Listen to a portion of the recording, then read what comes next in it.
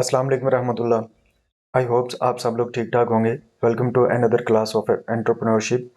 हम लोगों ने 7th यूनिट अभी स्टार्ट कर रखा है इसका, और इसका ये 3rd लेक्चर है। 7.3 हमारा लेक्चर है। आज का हमारा जो टॉपिक है that is regulatory requirements to register an enterprise in Pakistan with special emphasis on export firms. ठीक है, तो आज के हमारे टॉपिक में जो हमारा एजेंडा है, जो हमारी आउटलाइन है, जो हम लोग इसमें डिस्कस करेंगे दैट इज़ नंबर 1 इंट्रोडक्शन।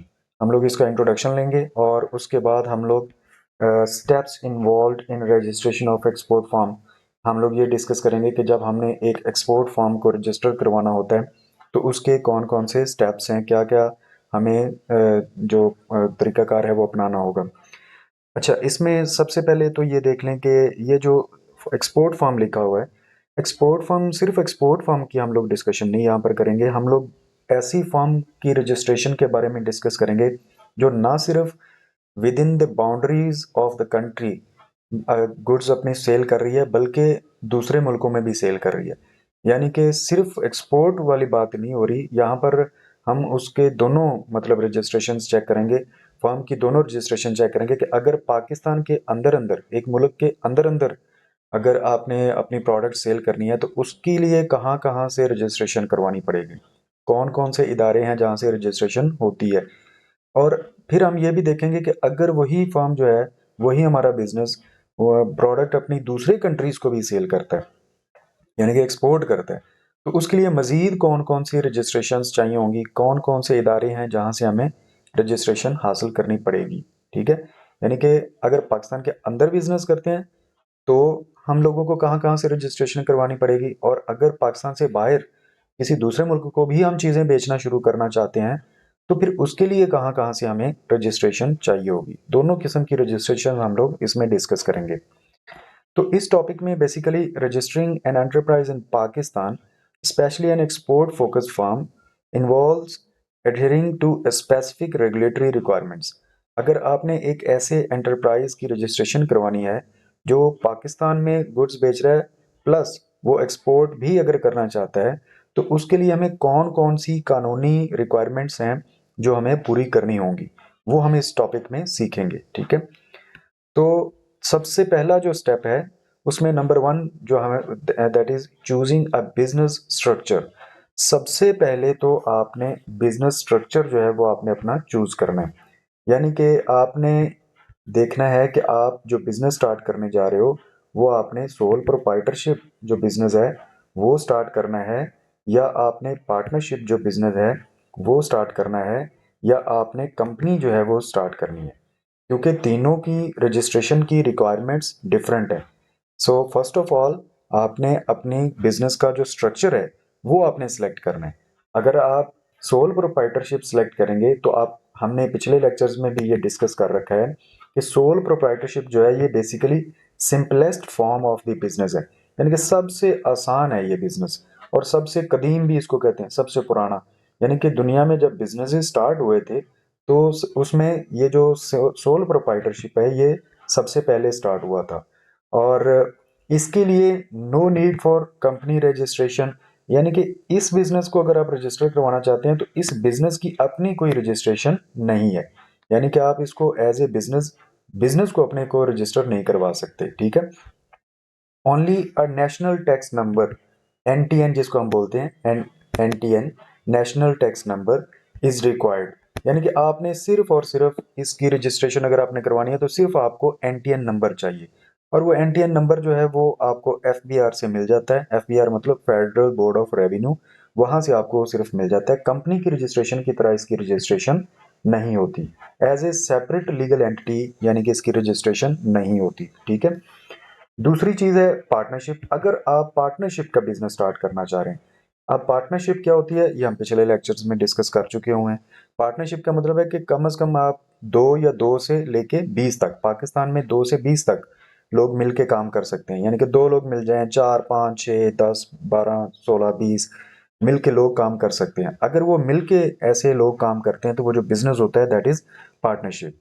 अच्छा, पार्टनरशिप में इसमें हमने एक और चीज़ डिस्कस की थी कि अगर आप नॉर्मल कोई बिजनेस स्टार्ट करते हैं तो वो उसमें जो पार्टनर्स की जो लिमिट होती है, जो मालिकान की लिमिट होती है वो 2 से 20 तक होती है। और अगर आप बैंकिंग बिजनेस स्टार्ट करना चाहते हैं तो फिर आपके जो पार्टनर्स हैं वो कम से कम 2 होने चाहिए और ज़्यादा से ज़्यादा फिर 10 होने चाहिए। यानी कि बैंकिंग बिजनेस अगर आप स्टार्ट करना चाहते हैं तो लिमिट 2 से 10 तक है पार्टनर्स की। लेकिन अगर आप बैंकिंग बिजनेस से हटके और कोई भी बिजनेस शुरू करना चाहते हैं तो फिर आपके जो मेंबरान हैं, जो आपके जो पार्टनर्स हैं, जो आपके मालिकान हैं, उनकी तादाद 2 से लेके 20 तक आप कोई भी पार्टनर्स मिलके काम कर सकते हैं। 12 लोग मिल जाएं, 14 मिल जाएं, यानी कि 10 से ज़्यादा लोग मिलके भी काम कर सकते हैं। लेकिन ये मैं बार बार आपको बताता रहा हूँ, पहले भी अब भी बता रहा हूँ कि पार्टनरशिप अगर बैंकिंग बिजनेस करेंगे तो फिर आप लोग 2 से लेके 10 तक बस लोग मिलके काम कर सकते हैं। बैंकिंग बिजनेस 11, 12, 13 लोग मिलके नहीं स्टार्ट कर सकते, पाकिस्तान में ये मना है। ठीक है, तो इसके लिए क्या करना होता है, इसकी रजिस्ट्रेशन के लिए it requires a partnership deed. यानी कि अगर आपने पार्टनरशिप को रजिस्टर करवाना है तो उसके लिए आपने पहली चीज आपको क्या चाहिए, पार्टनरशिप डीड। अब ये पार्टनरशिप डीड क्या होती है? डीड बेसिकली कॉन्ट्रैक्ट को कहते हैं, मुआहदे को कहते हैं। जब 2 या 2 से ज्यादा लोग मिलकर काम करेंगे, जाहिर बात है वो आपस में कुछ ना कुछ टर्म्स एंड कंडीशंस जो हैं वो तय करेंगे, कुछ शराइत रखेंगे आपस में कि हमने भाई ये जो बिजनेस स्टार्ट करना है इसमें कौन कौन बंदा कितना कितना कैपिटल लेके आएगा। ठीक है, और फिर उसके बाद हम डिसाइड कर लेते हैं कि किसको कितना कितना प्रॉफिट मिलेगा। ठीक है, और हम इसमें डिसाइड करते हैं, आपस में तय कर लेते हैं कि भाई कौन बंदा कौन सा काम करेगा। इस तरह की जो चीज़ें हैं, अपने राइट्स और ड्यूटीज़ वगैरह जो होते हैं वो हम डिसाइड करते हैं। और उनको हम लोग जब डिसाइड करते हैं तो वो बेसिकली हम क्या बना रहे होते हैं, डीड बना रहे होते हैं, कॉन्ट्रैक्ट कर रहे होते हैं, आपस में मुआहदा कर रहे होते हैं। ठीक है, ये मुआहदा जो है ये 3 शक्लों में हो सकता है। यानी कि आपका ये जो मुआहदा है ये रिटन फॉर्म में भी हो सकता है, ओरल फॉर्म में भी हो सकता है, यानी कि ज़ुबानी-ज़ुबानी आपस में बैठ के तय कर लें चीज़ें। लेकिन उसके लिए आपको वहाँ पर कुछ गवाह भी चाहिए होंगे फिर, अगर आप ज़ुबानी बैठ के सारी चीज़ें तय कर रहे हैं तो, ठीक है। और अगर आपने रिटन लिख ली हैं तो फिर तो कोई मसला नहीं है, फिर सारे लोग उस रिटन के ऊपर साइन कर देंगे, स्टैम्प अगर है तो वो कर देंगे। इसी तरह तीसरी जो फॉर्म होती है वो होती है रिटन एंड रजिस्टर्ड। यानी कि आप उसको लिख लेते हो, सारा अपना मुआहदा जो आपस में चीज़ें आपने तय की हैं उसको आप लिख लेते हो और फिर आप उसको रजिस्टर्ड भी करवा लेते हो। ठीक है, वो होता है रिटन एंड रजिस्टर्ड। तो मुआहदा या डीड 3 तरह की होती है, ऑरल, रिटन एंड रजिस्टर्ड। तो अगर आपने रजिस्ट्रेशन करवानी है तो जाहिर बात है वहाँ पर आप जुबानी जुबानी वाला मुआहदा मुआहदा जो है वो तो नहीं जमा करवा सकते। फिर आपको क्या करना होगा, फिर आपको आपस में जितने भी आप पार्टनर्स हैं, आप लोग आपस में वो जो भी आपने शराइत तय की हैं वो सारी आप लिखेंगे, रिटन फॉर्म में लेके आएंगे और फिर आप उसको रजिस्टर्ड करवाएंगे। रजिस्टर कहाँ पे करवाना होता है? And registration with the registrar of the farms. Registrar के पास जाना होगा और वहां पर जाके आपने वो सारा वो जो डॉक्यूमेंट आपका है पार्टनरशिप डीड वो आपने वहां पर जमा करवाना है। ठीक है, अंडर द पार्टनरशिप एक्ट 1932। देखें, जब भी कोई बिजनेस जो है वो रजिस्टर्ड होता है तो याद रखें कि वहाँ पर कोई ना कोई कानून होना चाहिए रजिस्ट्रेशन का। तो पार्टनरशिप एक्ट जो है, पार्टनरशिप जो है, ये वाला जो बिजनेस है पार्टनरशिप का, ये पार्टनरशिप एक्ट 1932 ये एक कानून है, ये एक लॉ का नाम है, पार्टनरशिप एक्ट 1932। इस कानून के मुताबिक आप अपने पार्टनरशिप बिजनेस को रजिस्टर करवा सकते हैं। यानी कि इस कानून के अंदर वो सारी चीज़ें लिखी हुई हैं जो रिक्वायर्ड हैं, जो कानूनी दस्तावेजात आपने जमा करवानी है, जो भी रास्ता आपने इख्तियार करना है वो इस कानून के अंदर लिखा हुआ है। उस कानून के मुताबिक आपने रजिस्ट्रेशन करवानी है। ठीक है, उसके बाद आ जाते हैं, अगर आप पार्टनरशिप नहीं बल्कि आप कंपनी स्टार्ट करना चाहते हो। अब कंपनी क्या होती है इसका हम पिछले लेक्चर में काफ़ी डिस्कशन कर चुके हुए हैं। ठीक है, तो कंपनी की अगर रजिस्ट्रेशन करवानी है तो इसका भी जाहिर बात है कोई कानून होना चाहिए। तो रजिस्ट्रेशन का, इस कंपनीज की रजिस्ट्रेशन का जो कानून है उसको कहते हैं कंपनीज एक्ट 2017। ये हमारा जो कानून है इस वक्त पाकिस्तान में जो लागू है। ठीक है, अभी हम ये लेक्चर रिकॉर्ड कर रहे हैं 2025 में, मार्च 2025। तो अभी तक ये जो कानून है ये पाकिस्तान में एप्लीकेबल है, कंपनीज एक्ट 2017, और इसके तहत रजिस्ट्रेशन होती है। ठीक है, और कहाँ पे रजिस्ट्रेशन करवानी है, हमने कौन से इदारे के पास करवानी है? तो companies registration requires with this registration with the securities and exchange commission of Pakistan. ये एक इदारा है, SECP आपको लिखा हुआ नजर आ रहा है। SECP मतलब securities and exchange commission of Pakistan. ये इदारा है जहां पर आपने अपनी कंपनी की रजिस्ट्रेशन करवानी है। ठीक है, उसके बाद रजिस्ट्रेशन विद SECP, यानी कि रजिस्ट्रेशन जब हमने करवानी है SECP के पास तो उसके लिए हमें क्या क्या चाहिए? First of all name reservation. सबसे पहले हमने अपनी फर्म का, अपने एंटरप्राइज का जिसको हमने रजिस्टर करवाना है, सबसे पहले हमने उसका नेम सेलेक्ट करना है।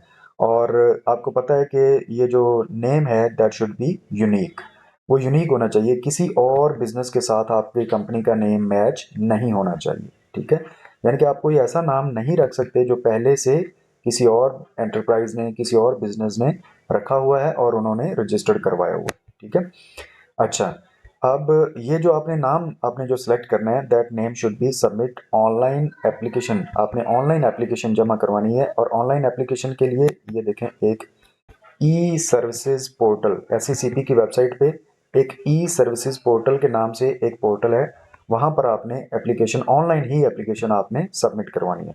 जब ऑनलाइन एप्लीकेशन सबमिट नहीं होती थी तो उससे पहले हम लोग डॉक्यूमेंट्स वगैरह लेके हार्ड फॉर्म में हम लोग विजिट करते थे एससीसीपी के ऑफिस में, और वहाँ पर जाके करवाते थे रजिस्ट्रेशन। लेकिन अब चूंकि ऑनलाइन सिस्टम हो चुका है तो उसका, उस पोर्टल का नाम है ई सर्विसेज पोर्टल। ठीक है, वहाँ पर हम लोग जाके अपनी जो ऑनलाइन एप्लीकेशन है वो जमा करवा सकते हैं। ठीक है, उसके बाद क्या करना होता है स्टेप नंबर 2 में, सबमिशन ऑफ डॉक्यूमेंट्स। जब आपने ऑनलाइन एप्लीकेशन जमा करवा दी तो अब आपने क्या करना है, अपने जो डॉक्यूमेंट्स हैं उसको आपने सबमिट करवाना है, जमा करवाना है। कौन कौन से डॉक्यूमेंट्स जमा करवाने होते हैं, उसमें नंबर 1 पे आ जाता है memorandum and article of association. ये बेसिकली दो डॉक्यूमेंट्स हैं, एक है मेमोरेंडम ऑफ एसोसिएशन, ठीक है, और दूसरा है आर्टिकल्स ऑफ एसोसिएशन। ये दोनों जमा करवाने होते हैं। इसके अलावा इनकॉर्पोरेशन फॉर्म, इनकॉर्पोरेशन फॉर्म्स, यानी कि फॉर्म 1, फॉर्म 21 एंड फॉर्म 29, ये 3 फॉर्म्स होते हैं। ये भी आपको उधर ई पोर्टल में भी मिल जाएंगे, और आप इसको एससीसीपी की वेबसाइट से डाउनलोड करना चाहें, एससीसीपी की वेबसाइट से भी ये आपको मिल जाएंगे। तो वो डाउनलोड करने हैं, और ये बिल्कुल ऐसे ही है जैसे आपका एडमिशन फॉर्म होता है। एडमिशन फॉर्म जैसे आपने लिया था, जब आपने कॉलेज में, यूनिवर्सिटी में एडमिशन लेते हैं तो आपको एक फॉर्म मिलता है, तो आप उसमें लिखा होता है नेम, और आगे एक लाइन लगी होती है तो आप वहाँ पर अपना नेम लिख देते हैं। उसके बाद लिखा होता है फादर्स नेम, तो आगे फिर एक ब्लैंक लाइन है तो आप उसमें लिख देते हो, अपने फादर का नेम लिख देते हो। देन इसी तरह आप वो सारा फॉर्म देख देख के वैसे जैसे जैसे फिल करते हो, बिल्कुल उसी तरह ये एक सिंपल सा फॉर्म होता है। तो उसमें जो जो रिक्वायरमेंट्स लिखी होती हैं वो आपने उसको फिल करके आपने वो जमा करवाना है। तो उसके बाद आपने क्या चीज़ जमा करवानी है, copies of CNICs of the directors. आपके एंटरप्राइज के जो डायरेक्टर्स हैं या शेयर होल्डर्स हैं, जो मालिकान, शेयर होल्डर्स मालिकान को कहते हैं।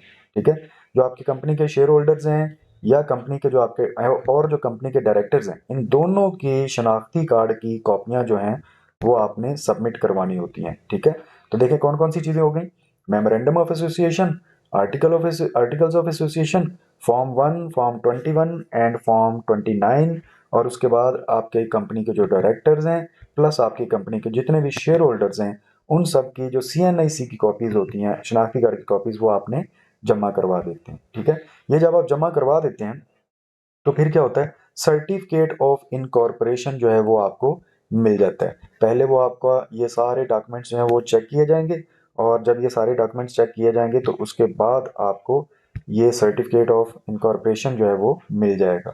ये सर्टिफिकेट हासिल करने के बाद आप सेकंड रजिस्ट्रेशन की तरफ जाएंगे। उसके बाद कौन सी रजिस्ट्रेशन हमने करवानी है, नेक्स्ट हमने रजिस्ट्रेशन करवानी है जी टैक्स के लिए। ठीक है, टैक्स के लिए हमने रजिस्ट्रेशन करवानी है, और टैक्स एंड लीगल रजिस्ट्रेशन हमने करवानी है। ये कौन सी रजिस्ट्रेशन होती हैं और कहाँ कहाँ होती हैं, तो टैक्स के लिए हमने रजिस्ट्रेशन करवानी होती है कहाँ पे, फेडरल बोर्ड ऑफ रेवेन्यू के पास। FBR हमारा गवर्नमेंट का एक इदारा है, फेडरल बोर्ड ऑफ रेवेन्यू, इसके पास आपने रजिस्ट्रेशन करवानी है। ये भी रजिस्ट्रेशन ऑनलाइन हो जाती है, विजिट करने की ज़रूरत नहीं होती। तो यहाँ से हमने क्या हासिल करना होता है, जब रजिस्ट्रेशन हो जाती है FBR के पास, तो हमें वहाँ से एक मिल जाएगा NTN नंबर। ठीक है, ये NTN नंबर क्या होता है, नेशनल टैक्स नंबर, तो ये नंबर मिल जाएगा। तो और उसके बाद हमने एक और नंबर हासिल करना होता है, रजिस्टर फॉर सेल्स टैक्स। हमने सेल्स टैक्स के लिए भी रजिस्ट्रेशन करवानी होती है, इफ़ एप्लीकेबल लिखा हुआ है। इसका मतलब है कि आपके ये जो सेल्स टैक्स है, इसकी सेल्स टैक्स जो है वो तमाम किस्म की गुड्स या सर्विसेज पे नहीं लगता। आपको देखना होगा कि अगर आपकी जो गुड्स हैं वो सेल्स टैक्स के लिए, सेल्स टैक्स उन पे लग सकता है, लागू है, तो फिर आप सेल्स टैक्स की रजिस्ट्रेशन करवाते हैं। अब ये कैसे पता चलेगा कि हमारा जो बिजनेस है उसमें जो हम लोग गुड्स बना रहे हैं वो सेल्स टैक्स उन पे लगना है या नहीं लगना, तो इसके लिए इनकम टैक्स ऑर्डिनेंस पड़ा हुआ है हमारे फेडरल बोर्ड ऑफ रेवेन्यू की वेबसाइट पे। उसमें उसको आप डाउनलोड कर सकते हैं, वहाँ से आप लिस्ट डाउनलोड कर, उसके अंदर एक पूरी लिस्ट है जिन जिन गुड्स के ऊपर या सर्विसेज के ऊपर सेल्स टैक्स लगता है और कौन कौन सी गुड्स या सर्विसेज के ऊपर सेल्स टैक्स नहीं लगता। ठीक है, तो अगर आपकी जो गुड्स हैं जिनका आप बिजनेस कर रहे हो, जो चीज़ें आप बना के बेच रहे हो, वो सेल्स टैक्स वाली लिस्ट में आती हैं, तो फिर आपको सेल्स टैक्स की रजिस्ट्रेशन भी करवानी पड़ेगी। ठीक है, और वहाँ से आपको एक और नंबर मिलेगा, दैट इज जीएसटी नंबर। अब जीएसटी नंबर जो है, basically GST stands for general sales tax. ठीक है, ये आपको नंबर लेना होगा। तो ये दो नंबर हो गए, एक हो गया एनटीएन और दूसरा हो गया जीएसटी नंबर। तो ये जर्नल सेल्स टैक्स के लिए भी आपको एक नंबर अलॉट कर दिया जाता है। तो for exports goods and export sales tax exemption can be applied for provincial revenue authorities। अगर आपका ये जो ये जो एक्सपोर्ट है, for exporters and export sales tax exemption can be applied for. अच्छा, ये जो कुछ गुड्स ऐसी होती हैं जिनको आप एक्सपोर्ट करते हो, तो उसके ऊपर फिर आपको सेल्स टैक्स अप्लाई नहीं होता। ठीक है, हम लोग चूंकि हमारा जो गवर्नमेंट है, हमारा पाकिस्तान है, वो चाहता है कि हम लोग ज़्यादा से ज़्यादा एक्सपोर्ट करें, हम ज़्यादा से ज़्यादा गुड्स बना के दूसरे कंट्रीज़ को सेल करें। तो अगर इस चीज़ को प्रमोट करने के लिए, एक्सपोर्ट्स को प्रमोट करने के लिए आपको क्या करना होगा, आप सेल्स टैक्स से एग्जाम्पशन के लिए अप्लाई कर सकते हैं। यानी कि आपको फिर सेल्स टैक्स अप्लाई देने की ज़रूरत नहीं होगी। तो वो भी कुछ खास गुड्स हैं जिनके ऊपर सेल्स टैक्स में एग्जाम्पशन मिल जाती है। वो भी आपको जो ऑर्डिनेंस की कॉपी है उसके अंदर सारी डिटेल्स मिल जाती हैं। अच्छा, इसके बाद ये जो फेडरल बोर्ड ऑफ रेवेन्यू है, इसके पास जब हमने रजिस्ट्रेशन करवा ली, तो अब हमें देखना होगा कि अगर हम सर्विसेज प्रोवाइड कर रहे हैं, सर्विसेज यानी कि हमारा जो बिजनेस है वो सर्विसेज प्रोवाइड करता है, गुड्स नहीं बेच रहा बल्कि सर्विसेज प्रोवाइड कर रहा है। जैसा कि हम लोग टेक्नीशियन की सर्विसेज देते हैं, या हम लोग लॉयर हैं और लॉयर अपनी सर्विसेज सेल करते हैं, डॉक्टर्स अपनी सर्विसेज सेल करते हैं, टीचर्स अपनी सर्विसेज सेल करते हैं, सिंगर्स अपनी सर्विसेज सेल करते हैं, डांसर्स अपनी सर्विसेज सेल करते हैं। ये सारे जो सर्विसेज सेल कर रहे होते हैं, इन लोगों को एक पंजाब जो प्रोविंशियल रेवेन्यू अथॉरिटी है, पीआरए, इसको हम बोलते हैं पीआरए। तो प्रोविंशियल रेवेन्यू अथॉरिटी जो है उसके पास रजिस्ट्रेशन करवानी होती है, और वहाँ से इनको प्रोविंशियल सेल्स टैक्स जो है वो पे करना होता है। इसको हम पीएसटी बोलते हैं। ठीक है, यानी कि सर्विसेज के ऊपर जो लगता है वो जीएसटी नहीं होता, बल्कि वो क्या होता है, पीएसटी होता है। तो ये पीएसटी जो टैक्स है ये पे करना होगा if you are providing services other rather than goods. ठीक है, तो उसके बाद आ जाता है जी, हमारा जो नेक्स्ट रजिस्ट्रेशन करवानी होगी, वो हमें करवानी होगी कहाँ पे, trade and export specific registration. तो trade and sports specific registration का मतलब है कि अगर हम तजारत कर रहे हैं गुड्स की या सर्विसेज की, एंड एक्सपोर्ट, और एक्सपोर्ट भी कर रहे हैं, तो एक्सपोर्ट करना चाहते हैं, तो फिर हमें कुछ खास किस्म की रजिस्ट्रेशन जो हैं वो करवानी पड़ेंगी। अब ये जो रजिस्ट्रेशन हम डिस्कस करने लगे हैं, ये सिर्फ उन फर्म्स को करवानी पड़ेंगी जो एक्सपोर्ट करना चाहती हैं, यानी कि दूसरे मुल्कों को भी चीज़ें बेचना चाहती हैं। अभी तक जो हमने रजिस्ट्रेशंस पढ़ी हैं, जैसे कि पहली एसईसीपी के पास रजिस्ट्रेशन हमने पढ़ी, और उसके बाद हमने एफबीआर के पास रजिस्ट्रेशन पढ़ी। तो ये रजिस्ट्रेशंस तो करवानी ही करवानी पड़ेंगी, चाहे आप goods inside the country sell करो या आप outside the country goods sell करो। ये तो दो मस्ट हैं, एसईसीपी के पास और एफबीआर के पास। अब अगर तो आप इनसाइड द कंट्री चीज़ें बेचना चाहते हैं, अपनी ट्रेड जो करना चाहते हैं वो सिर्फ पाकिस्तान के अंदर अंदर करना चाहते हैं, तो फिर आपका वो रजिस्ट्रेशंस काफ़ी हैं एसईसीपी की, और जो दूसरे नंबर पे है एफबीआर की। लेकिन इसके अलावा कुछ और रजिस्ट्रेशन जो स्पेसिफिक होती हैं इनसाइड द कंट्री के लिए, उसकी अभी हमने बात नहीं की है। ठीक है, लेकिन अगर आप एक्सपोर्ट फार्म बनाना चाहते हैं, आप पाकिस्तान में भी चीज़ें बेचना चाहते हैं और दूसरे मुल्कों में भी चीज़ें बेचना चाहते हैं, तो फिर आपको ये रजिस्ट्रेशंस भी करवानी पड़ेंगी। कहाँ कहाँ पे, कौन कौन सी? फॉर एग्जांपल ये नंबर 1 पे है registration with chamber of commerce. तो चैम्बर ऑफ कॉमर्स जो आपका है, जो भी आपका इलाके का चैम्बर ऑफ कॉमर्स है, उसमें आपको ये रजिस्ट्रेशन जो है वो करवानी पड़ेगी। अच्छा, चैम्बर ऑफ कॉमर्स के बाद आपने ये जो चैम्बर ऑफ कॉमर्स है, इसमें बेसिकली मेंबरशिप मिल लेते हैं, membership in local chamber of commerce. जो भी आपके इलाके का, आपके प्रोविंस का चैम्बर ऑफ कॉमर्स है, आपने वहाँ पे मेंबरशिप लेनी है।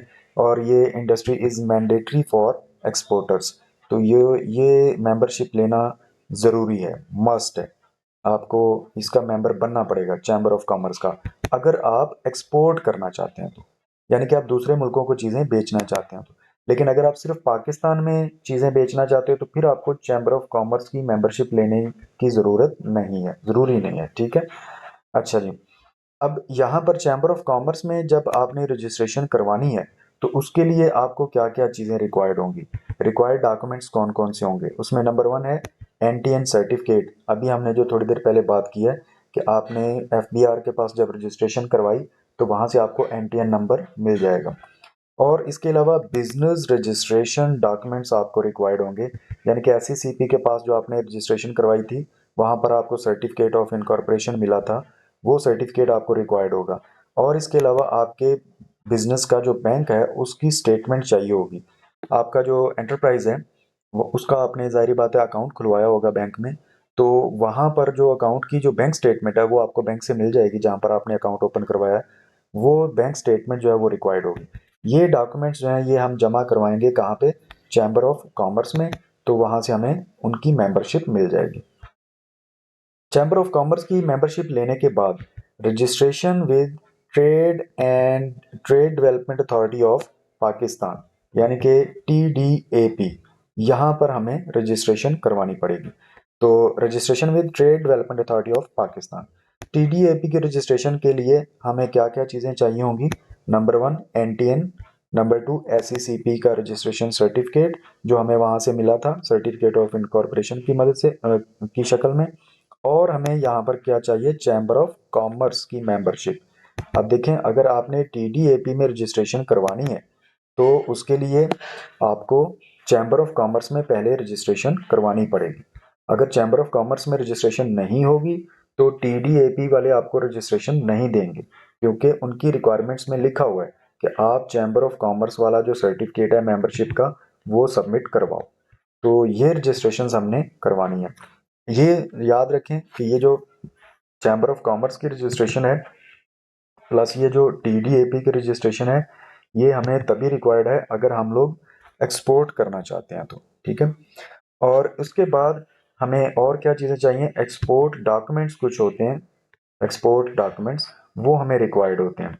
Export documents and certificates, register with Pakistan customs for a web based 1KM account. आपने एक ये जो VBOC अकाउंट होता है ये आपने ओपन करवाने के लिए आपको पाकिस्तान कस्टम्स के साथ रजिस्ट्रेशन करवानी होगी, ठीक है। पाकिस्तान कस्टम्स में रजिस्ट्रेशन करवाएंगे तो वहाँ से हमें हमारा एक अकाउंट बन जाएगा VBOC अकाउंट, ठीक है। Obtain a product specific certificate, ये इसके बाद आपकी प्रोडक्ट की बारी आ जाती है कि कुछ प्रोडक्ट्स ऐसे हैं जो मखसूस किस्म की प्रोडक्ट्स हैं और उनके लिए कुछ ख़ास किस्म के सर्टिफिकेट्स हासिल करना ज़रूरी है। और वो सर्टिफिकेट्स जो हैं वो उसकी क्वालिटी को शो कर रहे होंगे कि जो प्रोडक्ट इंटरनेशनल लेवल पे जाती है किसी दूसरे कंट्री में तो उसका एक स्टैंडर्ड फिक्स किया जाता है कि ये इस क्वालिटी की, इस स्टैंडर्ड की क्वालिटी की अगर प्रोडक्ट होगी तो हम इसको आगे दूसरे कंट्रीज में सेल कर सकते हैं। अदरवाइज अगर उसकी प्रोडक्ट की क्वालिटी उस स्टैंडर्ड से बिलो है, कम है, तो फिर हम दूसरे कंट्रीज को वो प्रोडक्ट नहीं भेज सकते। तो इंटरनेशनली दूसरे कंट्रीज को जब प्रोडक्ट सेल करनी होती है तो उसके कुछ स्टैंडर्ड्स मीट करने पड़ते हैं। और वो स्टैंडर्ड्स अगर आपकी प्रोडक्ट मीट करती है, आपके प्रोडक्ट में वो स्टैंडर्ड्स हैं, तो फिर आपको उनके सबूत के लिए, उस क्वालिटी के सबूत के लिए आपको सर्टिफिकेट्स लेने पड़ेंगे, ठीक है। और ये जो इंटरनेशनल सर्टिफिकेट्स हैं ये फॉर एग्जांपल ISO सर्टिफिकेट्स होते हैं, ठीक है, इंटरनेशनल ऑर्गेनाइजेशन ऑफ सर्टिफ स्टैंडर्ड्स, ठीक है। और हलाल सर्टिफिकेशंस हैं, अगर आपकी प्रोडक्ट्स हलाल हैं तो उसके लिए हलाल सर्टिफिकेट्स वगैरह चाहिए होते हैं। और भी बहुत सारे सर्टिफिकेट्स होते हैं स्पेसिफिक गुड्स के लिए, जैसे फार्मास्यूटिकल कंपनीज होती हैं वो जो मेडिसिन्स बनाती हैं तो उनके लिए ख़ास किस्म की पहले क्वालिटी को मेंटेन करना होता है। अगर आप उस क्वालिटी को मेंटेन करते हैं तो आपको वो सर्टिफिकेट मिल जाएगा और फिर आप अपनी वो फार्मास्यूटिकल जो प्रोडक्ट्स हैं, जो मेडिसिन्स वगैरह, वो आप दूसरे कंट्रीज़ को सेल कर सकते हैं। तो ये प्रोडक्ट से रिलेटेड कुछ स्पेशल सर्टिफिकेट्स होते हैं, वो हमने हासिल करने होते हैं। अगर यानी कि ये सारे नहीं करने होते, एक प्रोडक्ट के लिए सारे सर्टिफिकेट्स नहीं होते हैं।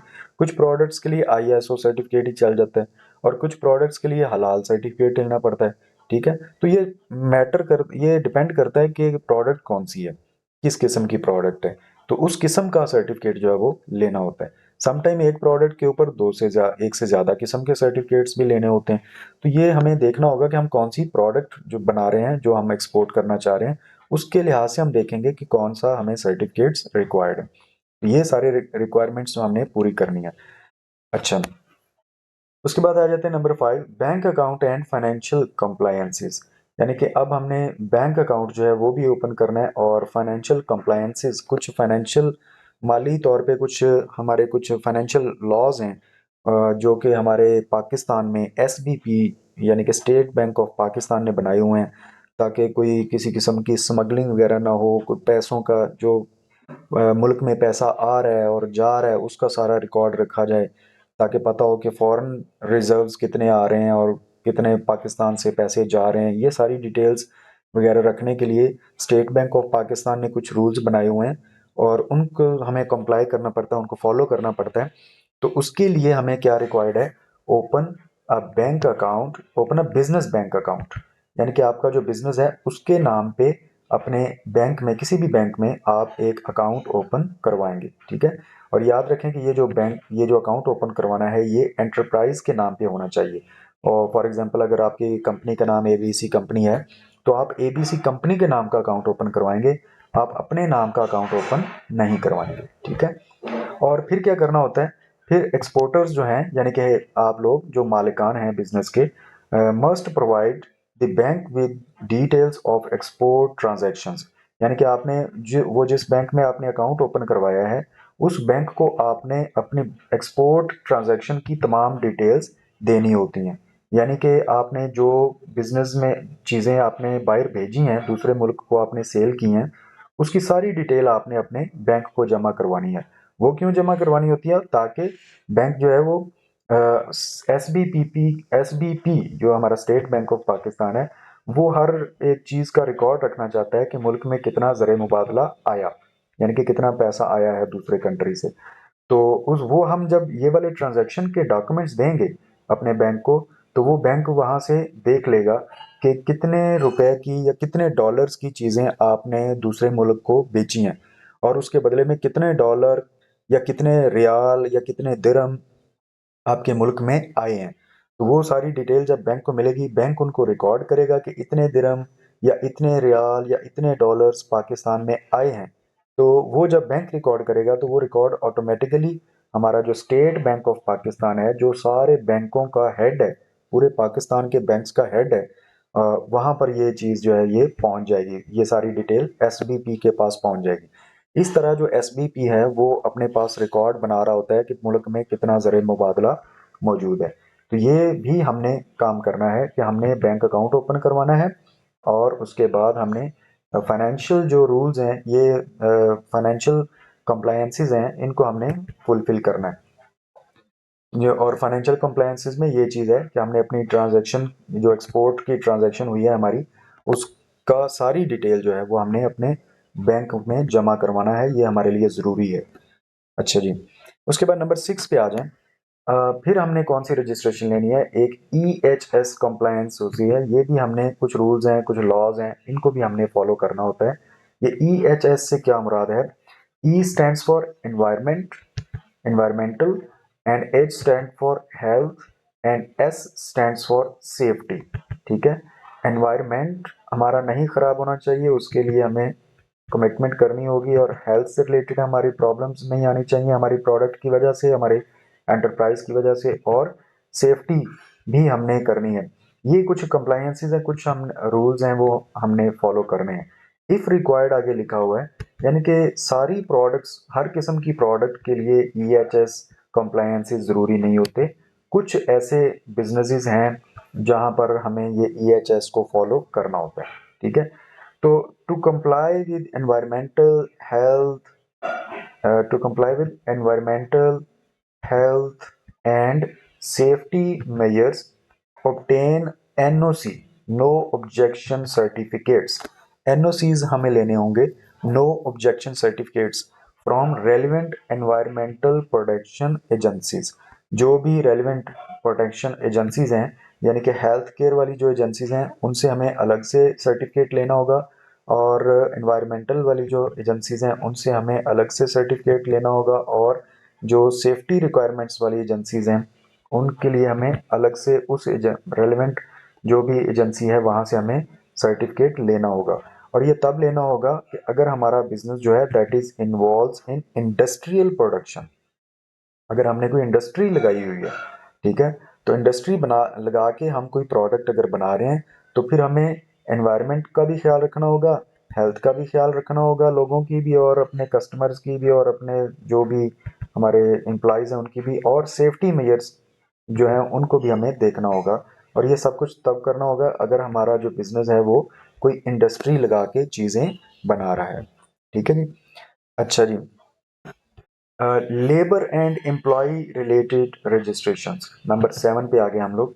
Labour and employ related registration, जो लोग हमारे पास काम कर रहे हैं हमारे बिजनेस में, उनके ऊपर भी, उनके रिलेटेड भी हमें कुछ रजिस्ट्रेशंस रिक्वायर्ड होती हैं। फॉर एग्जांपल, अगर हम लोग एम्प्लॉइंग स्टाफ, यानी कि इफ़ वी एम्प्लॉइंग स्टाफ, अगर हम लोग कोई स्टाफ भर्ती कर रहे हैं और हमारे पास लोग काम कर रहे हैं, तो फिर हमें रजिस्टर करवाना पड़ेगा। कहाँ कहाँ पे रजिस्ट्रेशन करवानी पड़ेगी?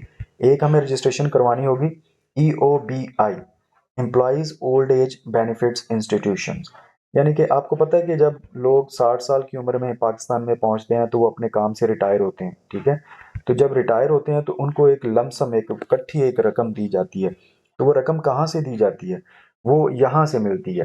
यानी कि हमने एम्प्लॉयज़ रखे हैं तो उनके ओल्ड एज बेनिफिट्स के लिए हम यहाँ पर रजिस्ट्रेशन करवाते हैं EOBI में।